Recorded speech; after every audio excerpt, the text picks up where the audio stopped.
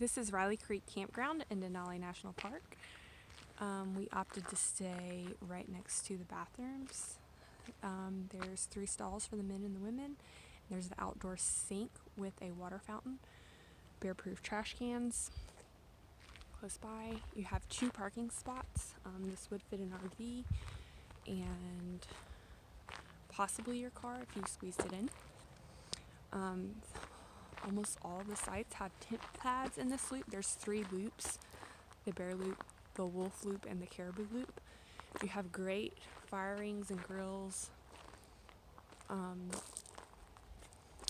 good picnic tables. There's trees around, so if you wanted to hang a hammock, you can. And then there's also these bear-proof houses where you can store your food. So great location.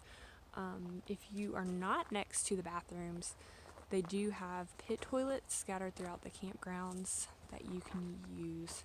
Highly recommend. Campsites for $24.